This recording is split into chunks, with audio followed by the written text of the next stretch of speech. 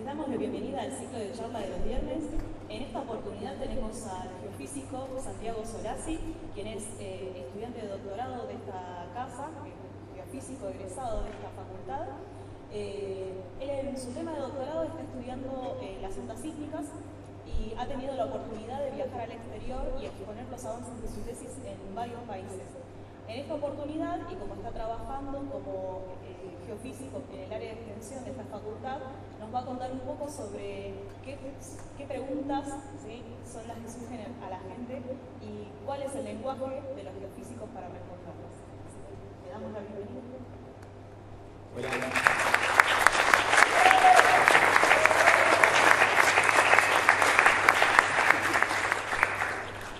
Bueno, les tengo que contar que estoy contento y desafiado al mismo tiempo porque vamos a tener una charla distendida, sin nada de matemática.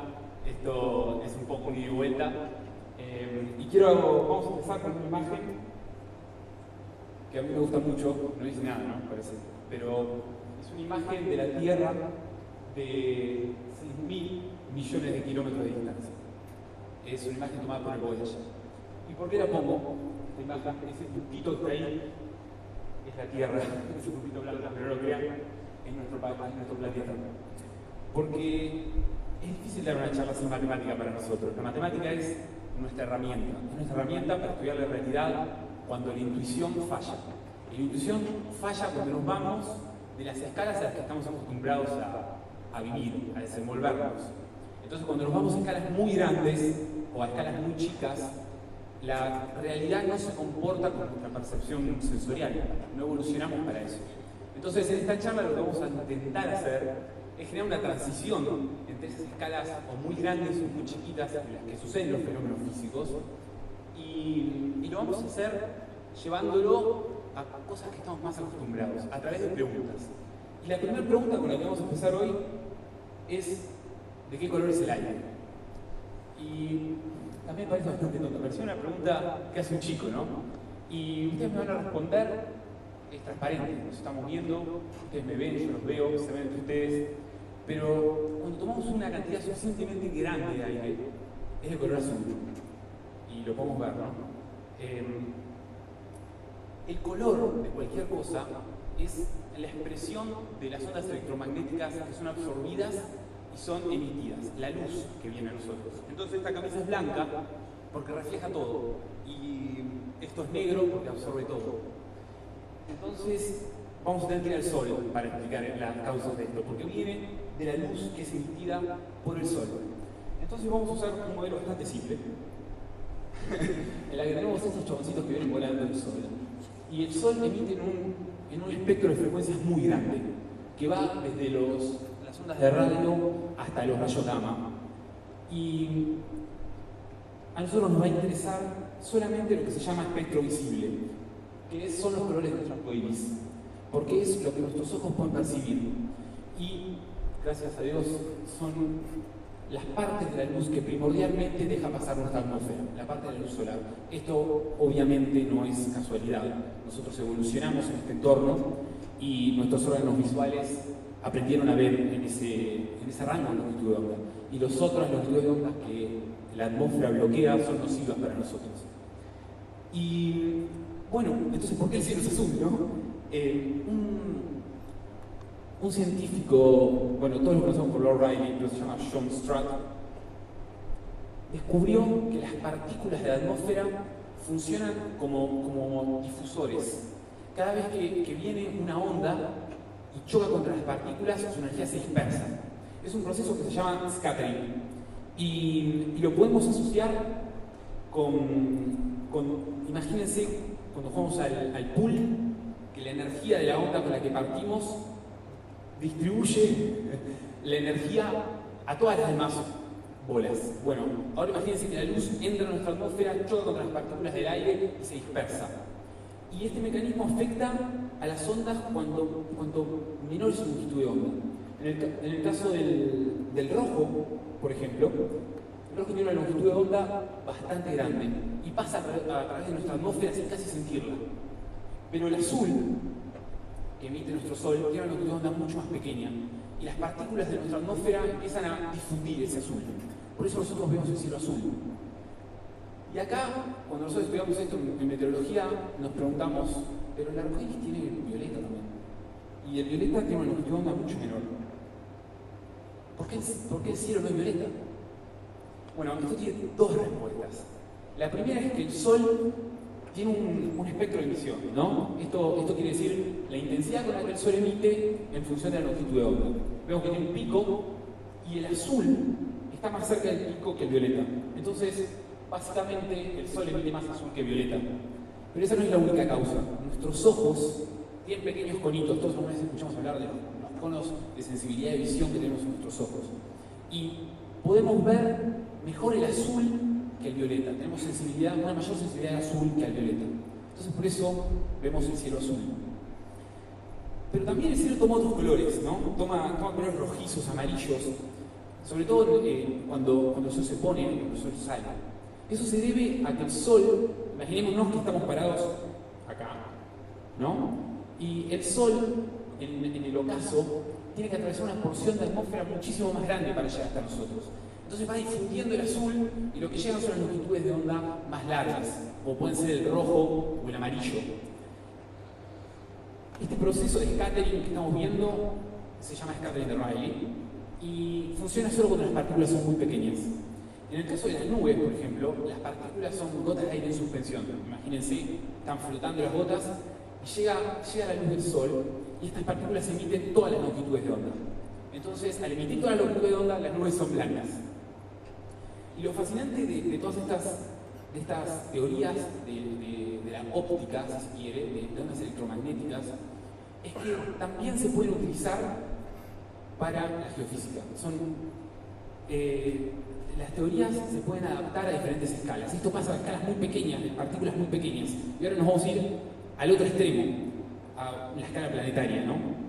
Y la segunda pregunta que vamos a responder es: ¿qué tienen en común el náufrago y un psicólogo? Y, bueno, al principio, ¿cuál es el problema de estar en una isla? Tenemos que comer, tenemos que cazar. Y el problema, no sé si, bueno, todos lo vimos, cuando metemos un lápiz en un vaso de agua, parecía que está quebrado, ¿no?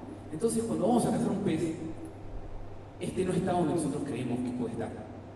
Eso se debe a la refracción de la luz y fue estudiado por Snellius hace mucho tiempo. Entonces, imaginemos que tenemos un pequeño pescado que está bajo el agua, la luz refleja en él y viaja hacia nuestros ojos. Cuando cambia de medio, cuando cambia del agua hacia el aire, la velocidad de la luz cambia por las propiedades del medio. La velocidad de la luz es más alta en el aire que en el agua. Entonces, la luz, el rayo de luz, tiende a acercarse a la discontinuidad. Entonces, nosotros cuando vemos el pez, lo estamos viendo por una imagen espectral, que sería este pececito punteado. Y cuando tiramos una lanza, nunca le vamos a pegar. Por eso hay que aprender a cazar. Y nunca hay que apuntar a donde está, a donde creemos que está. En realidad, está en otra posición. Este mismo concepto se va a usar en sismología, por eso lo estamos hablando, ¿no? Y para que quede claro, entonces, cuando la luz pasa de un medio a otro, cuando un rayo pasa de un medio a otro, cambia la dirección con la que viene. ¿Está bien? En este caso, podemos ver que al pasar del aire al agua, se aleja de la discontinuidad del rayo. Viene y se aleja. Cuando pasa un medio más lento, se aleja. Cuando pasa al revés, viene por el agua, pasa hacia el aire, se acerca a la discontinuidad. Lo mismo pasa, bueno, y acá tenemos una pequeña imagen de vuelta del lápiz, que lo podemos ver, que parece que está quebrado, y el problema que estábamos abordando. Pero ¿qué tiene que ver esto con el interior de la Tierra? Bueno, hay una manera de estudiar el interior de la Tierra que es la manera de que usamos los geofísicos para estudiar el interior de la Tierra, y es midiendo los terremotos. Todo lo que ustedes escucharon en el colegio de que existe un manto, un núcleo externo, un núcleo interno, lo estudiamos a través de las ondas sísmicas. Cada vez que hay un terremoto, se liberan ondas del terremoto que viajan a través de la Tierra. Nosotros las medimos sobre la superficie. ¿Está bien? Y estas ondas respetan los mismos principios de las leyes de Snell, que es lo que estamos viendo. Cuando una onda sísmica pasa de un medio más lento a uno más rápido, se acerca hacia la discontinuidad. Si la Tierra fuese Si planteamos el caso de que la Tierra fuese homogénea, imagínense que es todo igual, tiene todo el mismo material, los rayos sísmicos, que es un concepto simplemente, la onda sísmica es un frente esférico, pero el que llega a nosotros sigue un camino, ese camino lo determina este rayo. Va a venir recto, porque el medio es homogéneo, si yo les hablo a ustedes acá por el aire, va la onda directamente hacia ustedes. Ahora, si se imaginan que hay una pared de agua que nos separa, imagínense que ustedes están sumergidos en el agua y yo estoy en el aire, el recorrido que va a ser la luz o mi voz va a ser el no recorrido más corto en cuanto a distancia, sino el más corto en cuanto a tiempo. ¿Está bien? Creo que con ese concepto se queda. Entonces, si la Tierra cambiase su composición y fuese velocidades cada vez más altas, a medida que nos vamos metiendo adentro, los rayos empiezan a curvar. Cada vez que pasa de un medio al medio siguiente, el rayo se aleja, se acerca a la descontinuidad, se acerca a la descontinuidad, se acerca a la descontinuidad y de repente refracta críticamente y vuelve. ¿Ok? Pero la Tierra no es así, no es absolutamente, no va cambiando la velocidad gradualmente. Hay saltos abruptos, es donde nosotros separamos las composiciones físicas de las capas. Cuando decimos esto es el manto, esto es el núcleo externo, son las propiedades de las ondas lo que nos permiten decirlo. Y cada vez que hay un terremoto se liberan muchas clases de ondas. Las principales son las ondas P y las ondas S. Están marcadas con negro las ondas P y, están marcadas con amarillo las ondas P y con negro las ondas S. Las ondas P son las compresionales. El movimiento va en la dirección en la que se desplaza la onda. ¿Está bien? Como las ondas de sonido. Las ondas S son ondas de corte. El movimiento de las partículas va perpendicular a la dirección en la que viajan. Esas ondas no pueden viajar por los fluidos. Imagínense, si yo comprimo un fluido, la onda viaja. En cambio, si yo muevo sobre la superficie un fluido no pone resistencia. Y eso es exactamente lo que pasa cuando entran las ondas desde un terremoto que está en el epicentro arriba, que lo pusimos en la superficie, a el núcleo externo, donde dice Liquid Outer Core. Ahí, donde solo ven amarillo, es porque las ondas S no pasan. Y eso lo vemos porque esa zona tiene menor velocidad. Entonces las ondas, al pasar, generan lo que llamamos zonas de sombra, que son estas zonas grises. Entonces, si nosotros estamos parados acá y medimos el terremoto, no medimos ondas directas, no nos llegan. Y de esta manera, imagínense que esto es esférico, es un modelo esférico, y hay sismógrafos por todo el mundo, y hay cientos y cientos de sismos por semana, se va planteando un modelo, otro modelo, y se va logrando una estructura interna de la Tierra que explique los datos. Esa es la manera en la cual conocemos el interior de la Tierra, porque nadie puede hacer un agujero para llegar y probar y testear las rocas que están ahí adentro. Entonces, todo esto yo se los cuento o ustedes lo estudian, pero es difícil ponerse en otra posición, ¿no? Imagínense que yo los meto en una máquina de tiempo y que los llevo a la antigua Grecia y tienen que convencer a un grupo de personas que les dicen que la Tierra es plana, de que no es plana. Ustedes, personas del siglo XXI, tendrían que poder hacerlo, ¿no? Es algo difícil, es una cuestión difícil. ¿Y qué si les digo que se puede probar y se puede medir el perímetro de la Tierra solo con palos y con sombras? Y que alguien lo hizo en el siglo III a.C. Porque quiero desmitificar, en el cole nos dicen que fue Colón el que demostró que la Tierra no era plana. La Tierra no se consideraba plana desde hacía muchísimo tiempo antes. Cualquier marinero veía que primero veía las velas y después salía el barco. Así que hay que identificar eso. Colón sabía que la Tierra era redonda, no sabía cuán grande era. Y bueno, también hay que identificar ahora, porque estoy buscando y existe una sociedad de la Tierra plana, está en Inglaterra. Traté de ser mi socio, pero hay que pagar. ¿Está bien? Y tienen página de Instagram, venden productos, es algo increíble. Obviamente lo sigo, a partir de ahora. Y volviendo entonces a la antigua Grecia, vamos a hablar de Eratóstenes. Eratóstenes se dio cuenta que en Asuán, que era una región en Egipto, en un determinado momento del año, que coincidía con el solsticio, que es cuando el sol está bien arriba nuestro, los pozos no tenían sombra. ¿Eso qué quiere decir? Que el sol estaba exactamente arriba nuestro. Y él vivía en Alejandría, y en ese mismo momento los faros daban sombra. supongo que ese es él, ¿no? Ahí para hablar de la sombra. Y entonces digo, ¿cómo puede ser esto? Vamos a buscar una explicación para esto. La explicación que él encontró es que el Sol está tan lejos de la Tierra que los rayos del Sol son rectos cuando llegan a la Tierra. Es una aproximación realmente buena. Y que Asuán se encontraba en esta región, donde no hay sombra, ¿no? Y que Alejandría se encontraba en esta región, donde sí hay sombra. Entonces él dijo, bueno, averiguemos este ángulo, el ángulo que existe, si toda la circunferencia tiene 360 grados, ¿cuál es el ángulo que existe entre Asuán y Alejandría? Y lo sacó porque es el mismo ángulo que existe entre la sombra y el obelisco.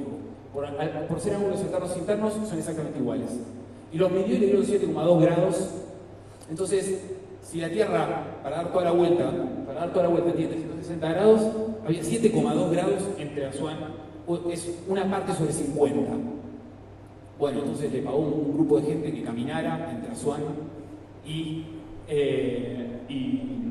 Alejandría. En realidad, dicen, o sea, hay como partes de la historia que dicen que fue un grupo de soldados que tenía una marcha constante, y midió que había 5.000 estadios entre una ciudad y la otra. Era una medida de estadios, es como decir 100 metros, 200 metros. Y si tomás estadios egipcios, encontró que hizo una regla de 3 simple, básica. Si entre Alejandría y Asuán hay 5.000 estadios, ¿cuántos hay en toda la circunferencia, sabiendo que este ángulo es 50 veces más chico que toda la circunferencia? Eso es lo que resolvió y le dio con un 1% de error en la estimación de ahora. Dijo que el perímetro de la Tierra era de 9.614 kilómetros, cuando ahora se acepta que es aproximadamente, porque la Tierra no es esférica, 40.008 kilómetros. Esto, bueno, se toman estadios egipcios, porque también se pueden tomar estadios romanos y son 15% de error. Aún así es bastante bueno, vamos a ver el crédito. Entonces, bueno, sabemos que la Tierra no es plana y se puede probar. Y ya les dije que hay adentro. Entonces vamos a hacer un viaje al interior de la Tierra y vamos a hacer la pregunta que me hizo un amigo en el tren. Me dice, Santi, ¿qué pasa si hacemos un agujero y saltamos adentro?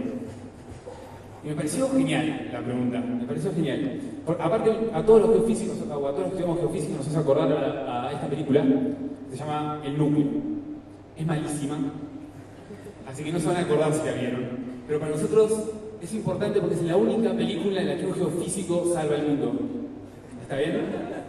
Y rompiendo todas las leyes de la física, esta persona salva el mundo. Y por ahí lo recuerdan porque también es 2 caras en Batman.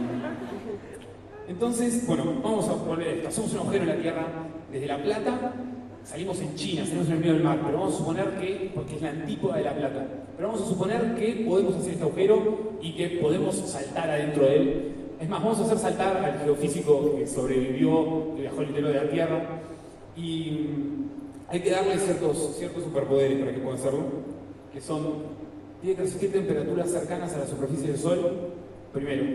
Tiene que resistir velocidades que son más o menos 30 veces la velocidad del sonido, y tiene que poder vivir sin respirar. Vamos a empezar por ahí. Después vemos. Entonces lo hacemos saltar. ¿Y por qué? Primero la pregunta en todo esto es, ¿qué es la gravedad? ¿No? Porque lo que nos hace caer es la gravedad, porque si no, estaríamos flotando. Y la pregunta de mi amigo era, ¿quedamos suspendidos en el medio? ¿Qué es lo que pasa? Así que vamos a ir un poquito a qué es la gravedad. Y lo vamos a tratar de definir simple. Es la atracción que se dan 2 partículas por el solo hecho de tener masa. ¿Está bien? Entonces todo lo que tiene masa se atrae con todo lo que tiene masa. Y cuanto más masivo es uno, más atrae. No empiecen a comer porque no funciona así. La fuerza es proporcional a las masas e inversamente proporcional a la distancia. Eso es lo que dijo Newton y se dio cuenta cuando cayó una manzana, eso es lo que dicen. Pero la fuerza es proporcional a las masas, pero la aceleración que produce la Tierra sobre todos los cuerpos es la misma. Y el otro día me crucé con este video que les quiero mostrar, que es increíble. Esto es un video en la NASA, tiene la cámara de vacío más grande del mundo, y bombearon 30.000 toneladas de aire fuera de esa cámara, y hicieron un experimento que realmente vale la pena para la NASA. Soltaron un racimo de plumas y una bola de boliche al mismo tiempo, y eso es lo que vamos a ver, cómo se comportan en el vacío, porque lo único que hace que caigan a diferentes velocidades o a diferentes tiempos para nosotros es el roce del aire. Entonces en el vacío la aceleración tiene que ser la misma. Y lo que vamos a ver es eso.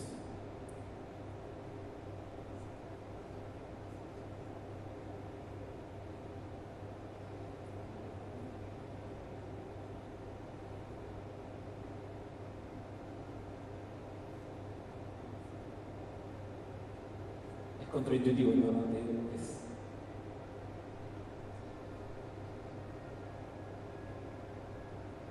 Y esto es una prueba de que, bueno, están re contentos todos los astrofísicos porque están jugando con sus chiches. Y entonces, volviendo, créanme que la aceleración, o sea, el cambio de la velocidad con el tiempo, cómo va cambiando nuestra velocidad mientras caemos, mientras este geofísico cae a través de la Tierra, cómo va cambiando, cómo se va acelerando, no depende de su masa. Y otra particularidad es que cada capa que pasamos, imaginen que la Tierra está dividida en capas, en cáscaras, cada cáscara que pasamos deja de afectarnos. ¿Por qué? Porque existe una simetría, esta simetría de cáscara, si quiere, que hace que la atracción gravitatoria se anule. Entonces, cada metro que pasamos, la cáscara entera de toda la Tierra de ese metro ya nos atrae para arriba. Se cancela con toda la masa que está del otro lado, que aunque está más lejos, reúne más masa. Y volviendo, lo estamos haciendo saltar ahora. Voy a hacer algo hecho.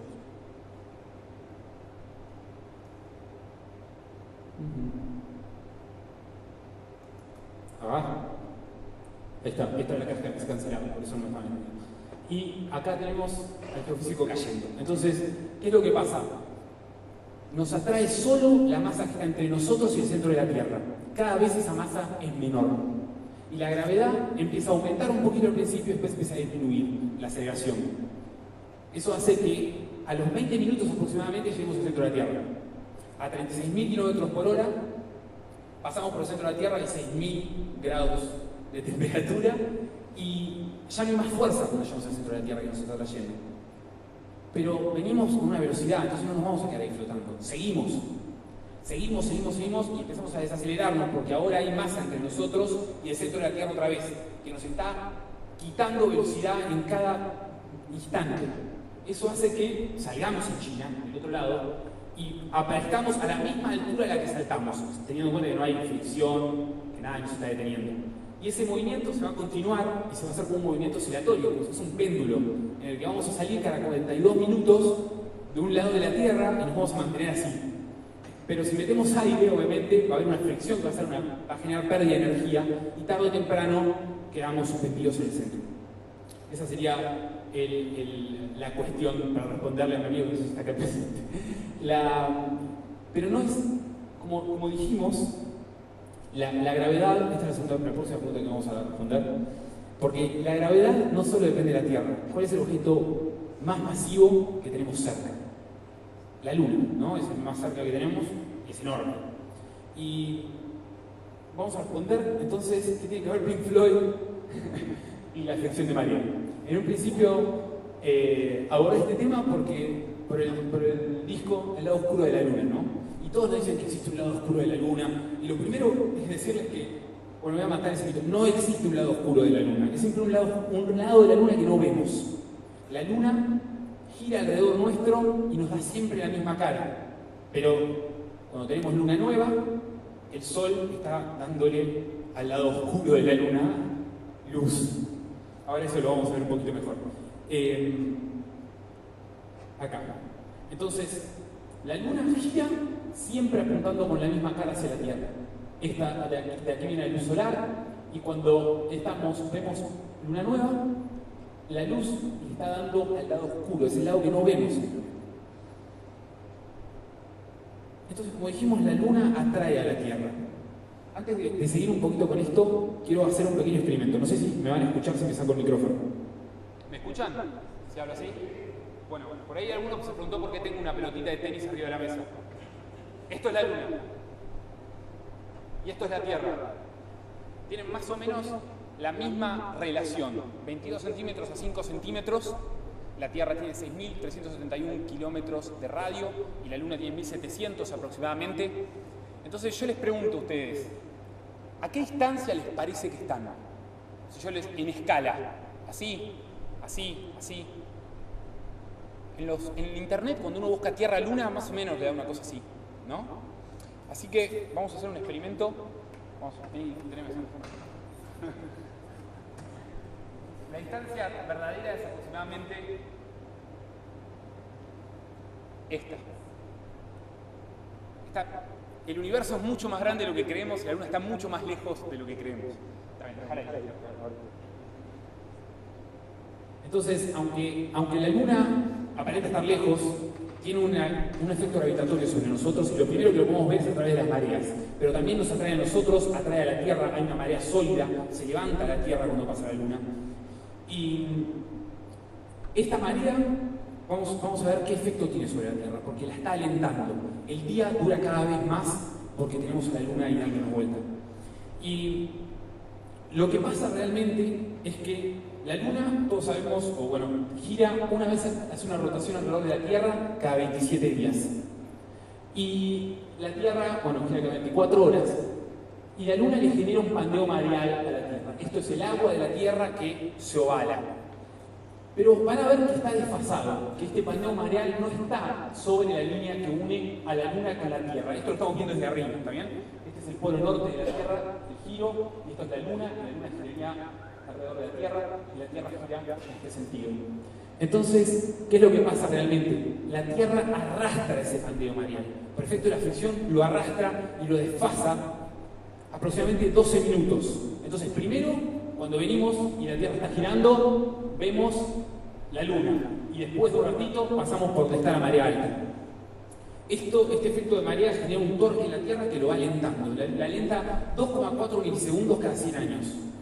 El día en el pasado duraba menos, la Tierra giraba mucho más rápido, pero se fue alentando por la presencia de la Luna. Este mismo efecto hace que la Luna, para conservar el momento angular del sistema, se aleje de la Tierra. Debería ser este mismo pandeo mareal le hace un torque a la Luna acelerándola y alejándola de la Tierra. Y se aleja 3,7 centímetros al año. Se va alejando cada vez más.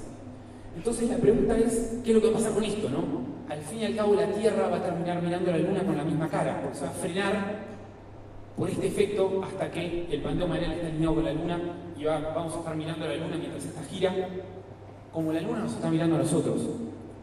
El efecto que hace la Tierra sobre la Luna es 80 elevado a la 4 veces más grande que el que la Luna hace sobre la Tierra. Eso es lo que ha hecho que la Luna deje de rotar, deje de girar sobre sí misma. Solo gira con el mismo periodo de traslación. Tarda 27 días en girar sobre sí misma.